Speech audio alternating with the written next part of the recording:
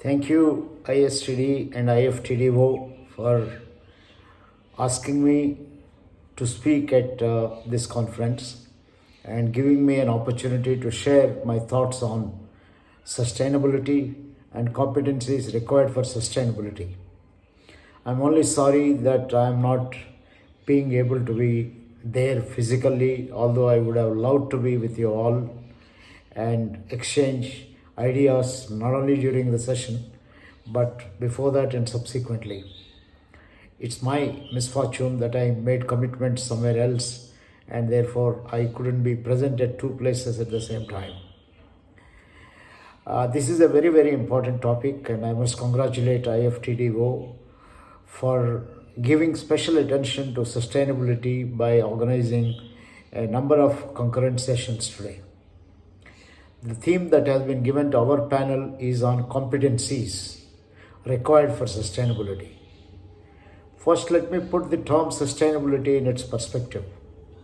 It has both an organizational connotation as well as a societal connotation. Normally, when we talked of sustainability in the past, we talked of environmental considerations so that life on the planet is sustainable, happy, and healthy living takes place. We also talked of economic sustainability because economic sustainability is required for maintaining so many other kind of things. And we talked of social sustainability. Whereas in organizational life, sustainability meant maintaining a consistent level of performance and ensuring that the performance level, what we aim at, is continuing to be there in future also. So sustainability is a predictive variable, and also therefore it's a strategy variable to say what is it that we need to do to ensure that we will have economic continuity, employment continuity, and continuity in terms of production and service to people whom we serve, by ensuring that employees also manage, stay with the company, and contribute to its achieving its goals and so on. I'd like to start with a little story of my own company. Normally, I do not talk about TVRLS, TVRLS Learning Systems, started in the year 1996.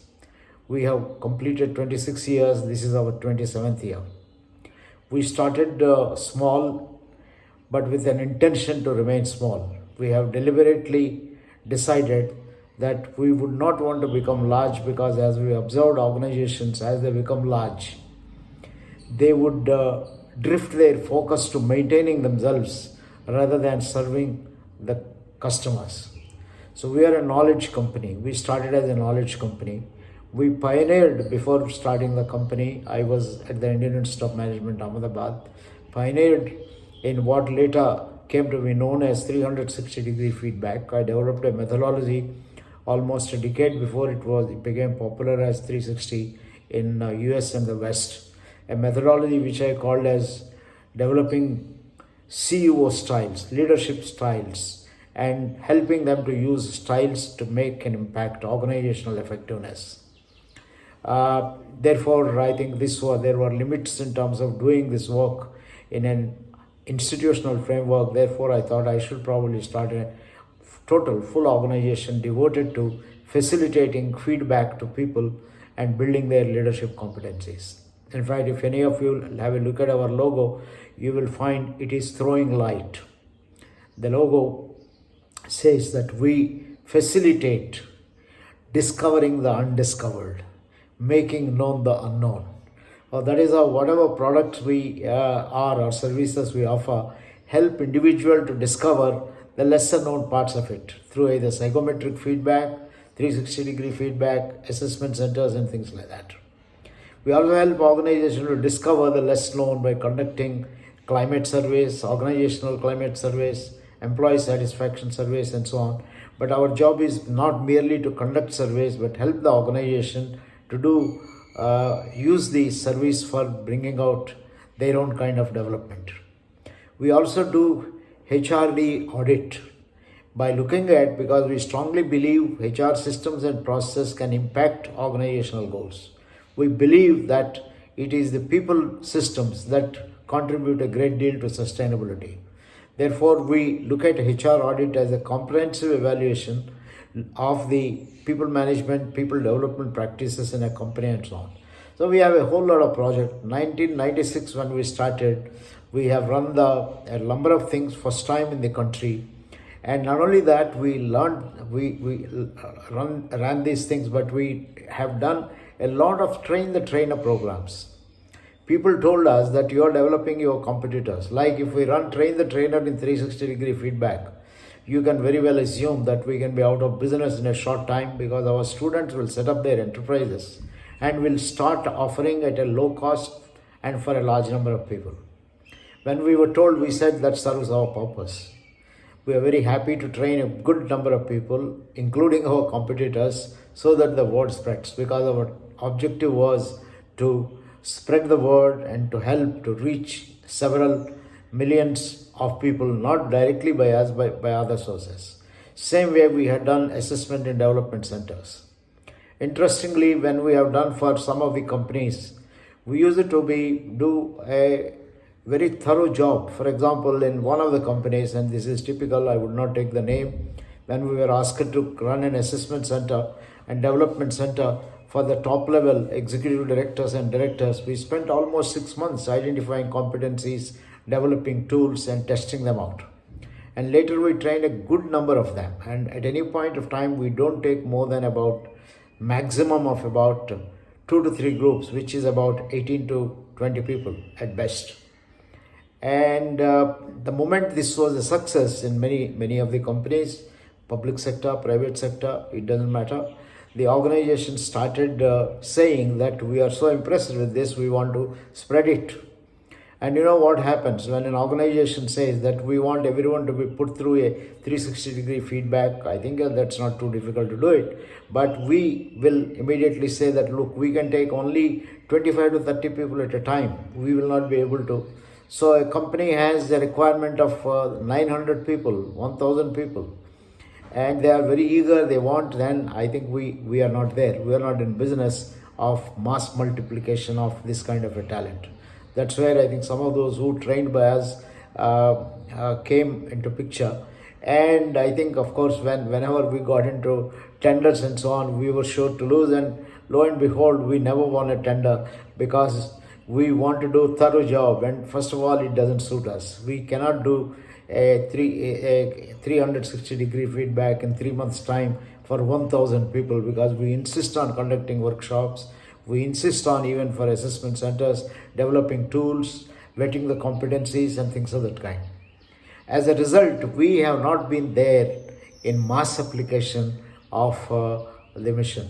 But I must tell you, we were quite happy about what we have been able to accomplish. We were never upset that we were not multiplying our business, because our goals are not in business terms. Our goals are in terms of influencing the people, the number of people we have influenced. We have had people who came and asked for buying our company, and we were very clearly telling them, sorry, we are not in the business of buying and selling. We will continue to remain, as long as we remain here, a knowledge generation company and a knowledge dissemination company. I'm happy to mention that today we are a well-sustained organization with a small team of about a maximum of about a dozen people, but normally about half a dozen people, but with a large number of people who are available for, in case we want to be doing any large scale kind of a thing. There are people there who are all trained by us. Many of those who are trained by us always are available as resources for us and so on. So, but our target is not our top line. We certainly should aim at earning as much as possible to make sure that our employees, which is a small number, get a good,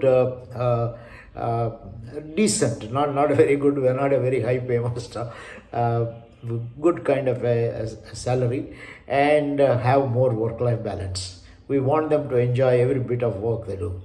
Sometimes when we are under pressure, we do falter, but I think we come back and we tell ourselves, no, next 1 month we take off and we don't want to be doing anything. We want to spend time reflecting and things like that. Now, I mentioned this story to mention that sustainability while it has as an important economic connotation, it has a lot more of your vision, your ambition. I think sustainability starts with ambition. Is your ambition to grow, multiply at any cost? In which case you could be in trouble. But if you say that no, I want to grow and multiply at my own kind of a pace, but what is more important is my values and my purpose. Sustainability of purpose is the most important competence that is required. So, in terms of my list of competencies, I would say I think everyone, if you want to develop competence for sustainability, most important competence is purpose, which cuts across VUCA times, all times. Consistency in terms of purpose. And number two is a competency that is required for sustainability is values. What are your values? How much are you willing to sacrifice your values when faced with other kind of things which may be tempting to you? And I think it is very important, service oriented organizations. I think both my co-panelists are in organizations that are making a lot of difference in the lives of people. One is in power, the other is in power, infrastructure, and sports, and so many other things that they are doing. I think both of them are impacting the society. Their way of impacting the society is sometimes by scale, sometimes by finding new opportunities. That comes as the third kind of a thing. I think you should be clear in terms of your own ability, ambition to look for opportunities, and very clearly not sacrifice your values. For example, I'm sure any public sector in the country, if you look at, I think they are quite known for maintaining certain standards and values, and that is why you have lots and lots of checks and balances, including maybe a vigilance and a whole lot of other things. The moment anything of a corruption takes place, then there are a whole lot of people, it becomes a news item and things like that. Systems, processes are very well laid out. In my view, this is very, very important. Having systems and process that maintain your values is a very important competence that is required. The other important competence, in my view, that is required is leadership, certainly. I think leadership matters in terms of understanding all these and pushing all this. Perseverance is another kind of a competence that is required in terms of managing and maintaining sustainability. Concern for people. You need to be people focused. Ultimately, if you want anything to be sustainable, it is people who bring sustainability. It's your employees, your customers, and all the people who provide support to you. So sustainability requires a phenomenal amount of competence for appreciating people, understanding your stakeholders, and constantly being people focused. First, I would say customer focused, then your employee focused. Third in the order will be community focused, which is very important. Sometimes community focus takes precedence, like in the pandemic time. I think community focus at some points of time became much more important. Then comes last in the number is the other stakeholder, including investors and so on. So most people will tell to sustainable you should remain investor focused. I would say that is the last one. I think investors have done their job and they have established the organization with a purpose, and therefore you need to be very much customer focused. That is number one. And number two, in order to serve your customers, you need to be employee focused. That is the second competency within the focus that is required. In sum, I would like to summarize, I think the competencies that are required to build a sustainable organization, as I have just started off with my own kind of a company, is you need unquestionable vision and long-term thinking. And number two, perseverance with the same kind of a vision and so on.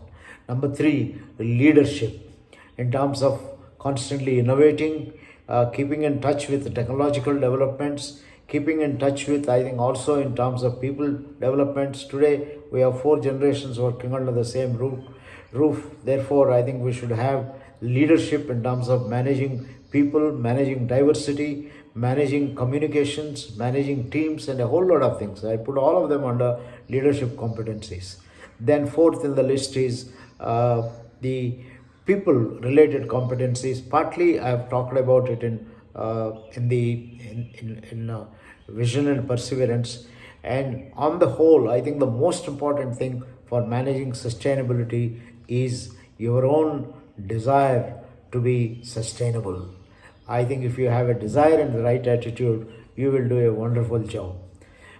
These are just some of my thoughts, and I hope you draw some lessons from this and make your own organization an organization of excellence which lives for longer and longer periods of time. All the best from TVRLS.